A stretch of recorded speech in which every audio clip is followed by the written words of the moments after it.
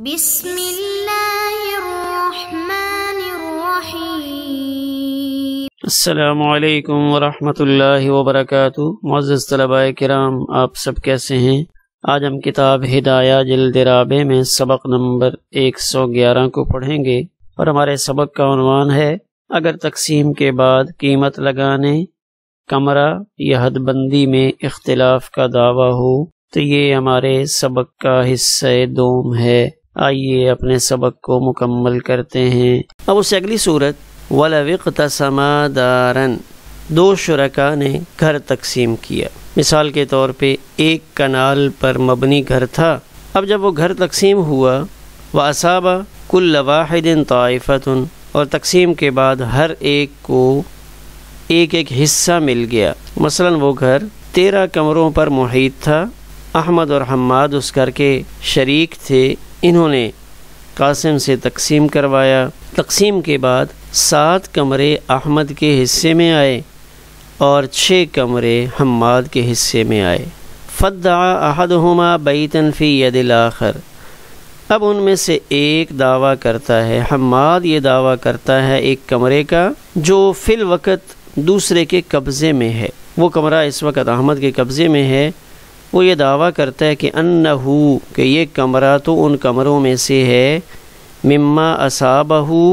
جو اس کو ملے تھے بالقسمت تقسیم کے دوران۔ وہ یہ کہتا ہے کہ یہ 7واں کمرہ جو کچن کے ساتھ بنا ہوا ہے،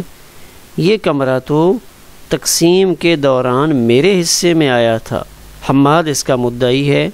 احمد کہتا ہے نہیں، انکر الآخر، کہ یہ کمرہ تقسیم کے دوران مجھے ملا ہے، یعنی یہ جو 13واں کمرہ ہے، 6 کمرے تو دونوں کو مل گئے، لیکن 13واں کمرہ جو احمد کے لحاظ سے 7واں کمرہ بنتا ہے تو اس پر جھگڑا ہو رہا ہے۔ تو کہتا ہے تقسیم میں یہ میرے حصے میں آیا تھا، آپ اس کمرے میں اپنا سامان کیوں رکھ کے بیٹھے ہو؟ تو اگر اس بات میں اختلاف ہو جائے فعلیہ اقامت البینۃ، تو اب اس پر بینہ پیش کرنا لازم ہے، گواہ پیش کرے۔ لما قلنا، اس کی وجہ سے جو دلیل ہم پہلے پیش کر چکے ہیں، یعنی پہلے کیا پیش کیا تھا کہ تقسیم کو درست کہنے کے بعد جب ایک دفعہ انہوں نے اقرار کیا کہ قاسم نے تقسیم ٹھیک کر لی ہے، اپنی رضامندی سے ان کی تقسیم ہوئی، اب اس تقسیم کو اگر وہ توڑوانا چاہتے ہیں تو اس کے لیے 2 گواہ چاہیے، اور اصاب کل واحد طائفۃ،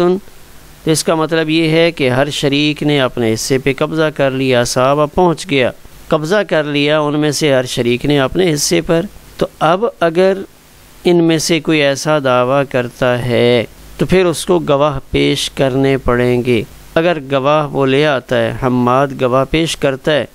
کہ واقعتاً یہ 7واں کمرہ حماد کے حصے میں ہی آیا تھا، ہم وہاں موجود تھے جب تقسیم ہوئی تھی، تو اگر یہ گواہ پیش کرتا ہے اپنے اس دعوے پر، پھر تو اس کی بات قابل توجہ ہوگی، ورنہ نہیں۔ وَإِنْ أَقَامَ الْبَيِّنَةَ، اگر دونوں گواہ پیش کر دیں، اب صورتحال عجیب ہو گئی کہ احمد بھی 2 گواہ لے کے آیا، جو دونوں گواہ یہ کہتے ہیں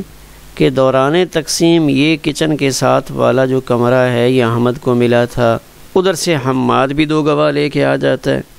کہ یہ کمرہ تو مجھے ملا تھا، دونوں اپنے اس دعوے پر گواہ پیش کر لیتے ہیں، تو یؤخذ بینۃ المدعی، تو مدعی کے بینہ کو لیا جائے گا۔ تو یہاں مدعی محمود ہے اور قبضے والا احمد ہے، احمد نے اس کمرے میں سامان رکھا ہوا ہے، تو اب مدعی اس کے بینہ کو لیا جائے گا، کیوں؟ لأنہ خارج، اس لیے کہ عام طور پہ مدعی خارج ہوتا ہے، مدعی باہر ہوتا ہے، اور یہ ضابطہ ہے وبینۃ الخارج تترجح علی بینۃ ذی الید، خارج کا بینہ اس کو ترجیح دی جاتی ہے قبضہ والے کے بینہ پر۔ ذی الید احمد، جس کے قبضے میں وہ کمرہ ہے، جس کے دروازے کی چابی بھی اسی کے پاس ہے، اس کمرے میں سامان بھی اسی کا رکھا ہوا ہے، تو قبضے والے کے گواہ معتبر نہیں ہوتے، بلکہ ترجیح خارج کے بینہ کو ہوتی ہے۔ کیوں؟ گواہی کا قاعدہ یہ ہے کہ جو مدعی ہے اس کی گواہی قابل قبول ہوتی ہے، تو وہ تو مدعا علیہ تھا، تو اصلاً گواہی کو ہم مدعی کی طرف سے لے کر چلتے ہیں کہ اولاً جو گواہی کا حق ہے وہ مدعی کو حاصل ہے، لہذا جس کا قبضہ نہیں ہوتا اس کو خارج کہتے ہیں اور اسی خارج کو مدعی بھی کہتے ہیں۔ لہذا جب معاملہ اس طرح ہوگا تو یہاں پہ گواہی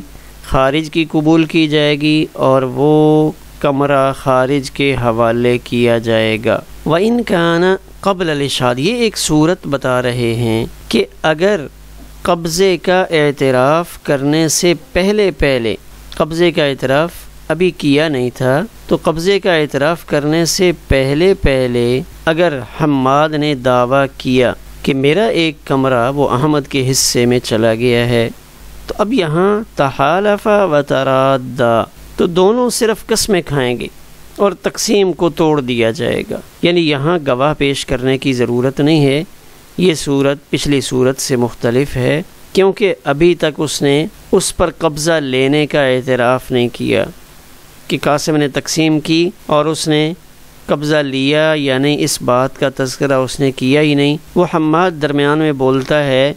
کہ مجھے تو یہ تقسیم ٹھیک نہیں لگ رہی، اس میں یہ جو ایک کمرہ ہے یہ پتہ نہیں کس کے حصے میں جائے گا، اگر یہ کمرہ احمد کے حصے میں جانے لگا ہے تو یہ تو تقسیم درست معلوم نہیں ہوتی۔ ابھی تک اس نے قبضہ لینے کا اعتراف نہیں کیا تھا اور اس نے پہلے ہی یہ دعویٰ کر دیا۔ تحالف و ترادا،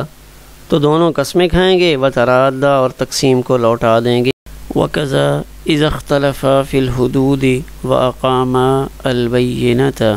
اسی طرح یہ صورت بیان کی جا رہی ہے کہ ان شرکاء نے اختلاف کیا، لیکن یہ اختلاف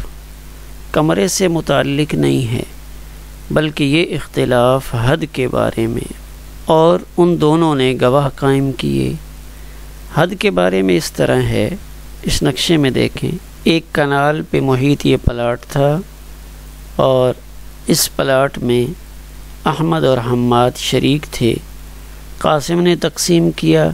پلاٹ نمبر 1 احمد کو ملا، پلاٹ نمبر 2 حماد کو ملا، تو اب حد سے متعلق اختلاف ہو رہا ہے۔ مثلا احمد یہ کہتا ہے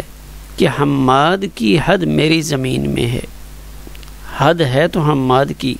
یہ کنارہ ہے تو حماد کا، لیکن آیا ہوا میری زمین پر ہے۔ تو اب یہ جو حد بنی ہوئی ہے، اس حد کے اوپر حماد نے کچھ کاشت کر رکھی ہے، مثلا اس نے یہاں پہ گندم کے پودے اگا لیے ہیں، تو قبضہ حماد کا ہوا۔ اب یہاں پہ احمد گواہ پیش کرتا ہے کہ یہ زمین تو میری ہے، تو اب چونکہ اس حد پر قبضہ احمد کا نہیں ہے بلکہ قبضہ تو حماد کا ہے، حماد بھی گواہ پیش کرتا ہے کہ یہ حد میری ہے، لیکن حماد کی گواہی کے ساتھ اس کا قبضہ بھی ہے۔ تو جب ایسی صورت ہوتی ہے تو یہاں خارج کی گواہی قبول کی جاتی ہے، یعنی جس کے قبضے میں زمین نہیں ہوتی اس کی گواہی کو قبول کرتے ہیں۔ تو یہاں یہ حد والی جو زمین ہے، حد بندی والی جو زمین ہے، یہ زمین حماد کے قبضے میں ہے، حماد بھی گواہ پیش کر رہا ہے، احمد بھی پیش کر رہا ہے، لیکن احمد خارج ہے، فی الوقت قبضہ حماد کا ہے، لہٰذا یہاں احمد کی گواہی قبول کر کے اس کے حق میں فیصلہ کیا جائے گا، کیونکہ جس کا قبضہ نہیں ہوتا اس کو خارج کہتے ہیں اور خارج کی گواہی معتبر ہوتی ہے۔ اس مسئلے کی ایک اور صورت بھی ہو سکتی ہے، دوسری صورت یہ بن سکتی ہے، مثلا حماد یہ دعویٰ کرتا ہے کہ احمد کی جو حد ہے وہ میری زمین میں ہے، حماد دعویٰ کرنے والا ہے اور حماد یہ کہتا ہے کہ احمد کی یہ جو حد ہے یہ میری زمین پر ہے، اصل میں یہ زمین میرے حصے میں آئی ہوئی تھی، اور اس پر وہ گواہی بھی دلواتا ہے۔ تو اس صورت میں حماد کی گواہی قبول کی جائے گی کیونکہ یہ والی حد حماد کے قبضے میں نہیں ہے، اس لیے کہ حماد خارج ہے اور یہ ضابطہ ہے کہ خارج کی گواہی قبول ہوتی ہے، تو گواہ بھی دونوں طرف سے پیش ہو گئے۔ تو اب اس صورت میں یقضى لكل واحد بالجزء الذي هو في يد صاحبه، تو اب یہاں فیصلہ ایسے ہوگا کہ ہر ایک کا حصہ وہ ہوگا جو دوسرے کے قبضے میں ہے، یعنی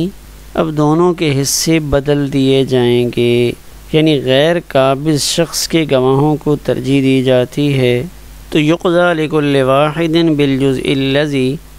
تو اب فیصلہ کیا جائے گا ان دونوں میں سے ہر ایک کے لیے اس جز کا، الذی هو فی ید صاحبہ،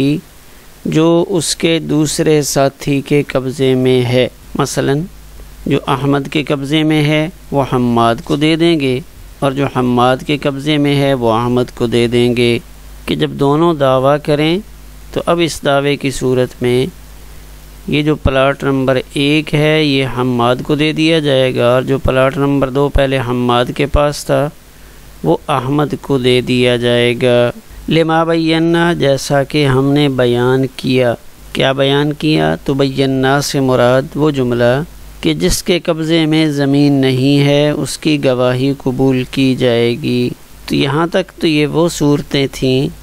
جن میں دونوں طرف سے گواہ پیش ہوئے۔ اب وَإِنْ قَامَتْ لِأَحَدِهِمَا بَيِّنَةٌ قُضِيَ لَهُ، تو اگر دونوں کے پاس گواہ نہیں ہے بلکہ شرکاء میں سے صرف ایک گواہ پیش کرتا ہے تو اسی کے حق میں فیصلہ کر دیا جائے گا۔ وَإِن لَمْ تَقُمْ لِوَاحِدٍ مِّنْهُمَا، اور اگر ان میں سے کسی ایک کے پاس بھی گواہ نہ ہو تو دونوں ہی ایک دوسرے کے دعویٰ پر قسم کھائیں گے۔ تحالفا، تو دونوں ایک دوسرے کے دعویٰ پر قسم کھائیں گے،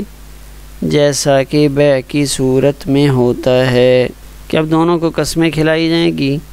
اور قسمیں کھلانے کے بعد تقسیم کو توڑ دیا جائے گا، جیسا کہ بیع میں بائع اور مشتری جب ان کا آپس میں اختلاف ہو، لیکن یہ اختلاف صرف زبانی کلامی ہو، کوئی بینہ پیش نہیں کر سکا، گواہ نہ بائع کے پاس ہیں نہ مشتری کے پاس ہیں، تو ایسی صورت میں دونوں کو قسمیں کھلاتے ہیں اور بیع توڑ دی جاتی ہے۔ تو کہتے ہیں بالکل یہی صورتحال یہاں بھی مد نظر رکھی جائے گی، اور اسی کے مطابق فریقین سے قسمیں لے کر اس تقسیم کو ختم کر دیا جائے گا۔ آئیے آخر میں ایک نظر اپنے آج کے سبق کے خلاصے پر ڈالتے ہیں کہ اگر مالی معاملات میں یعنی قیمت لگانے میں اختلاف کیا، حماد نے یہ کہا کہ یہاں قیمت صحیح نہیں لگائی گئی، تو اگر غبن فاحش کا الزام لگایا جائے، غبن فاحش کسے کہتے ہیں؟ بہت زیادہ کمی یا بہت زیادہ زیادتی، اس کو غبن فاحش کہا جاتا ہے، یعنی جس ریٹ پہ مارکیٹ میں،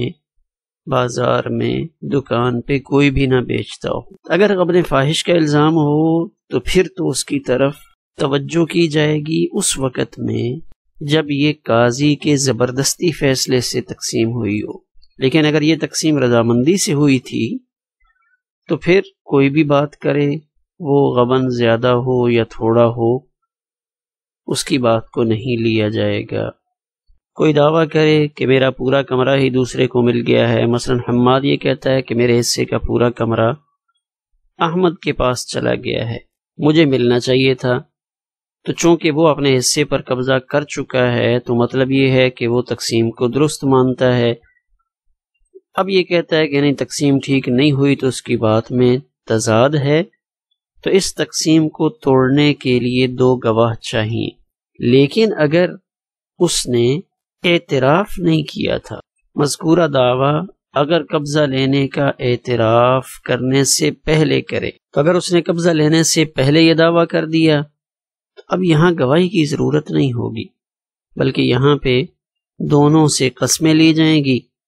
اور قسمیں لینے کے بعد اس تقسیم کو توڑ دیا جائے گا۔ یعنی دونوں صورتوں میں فرق ہو گیا کہ قبضہ لینے سے پہلے کا دعویٰ ہے تو پھر صرف قسمیں کھلائیں گے، اور اگر قبضہ کر چکنے کے بعد اس نے یہ دعویٰ کیا ہے تو پھر 2 گواہوں کی ضرورت ہوگی، پھر تقسیم توڑی جائے گی۔ اگر حد بندی میں شرکاء اختلاف کریں تو پھر دیکھا جائے گا کہ قبضہ کس کا ہے، تو اس وقت خارج یعنی جس کا قبضہ نہیں ہوتا اس کی گواہی معتبر ہوتی ہے۔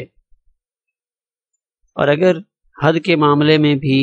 2 صورتیں بن جائیں کہ اگر فریقین دونوں گواہ پیش کر دیں، احمد بھی گواہ پیش کرتا ہے، حد کے معاملے میں حماد بھی پیش کرتا ہے۔ تو اس صورت میں تو جو خارج ہے یعنی جس کے قبضے میں وہ حد والا کنارہ نہیں ہے اس کی گواہی معتبر ہوگی، جس کے قبضے میں ہے اس کی معتبر نہیں ہوگی۔ لیکن اگر دونوں گواہ نہیں پیش کرتے بلکہ ایک شخص گواہ پیش کرتا ہے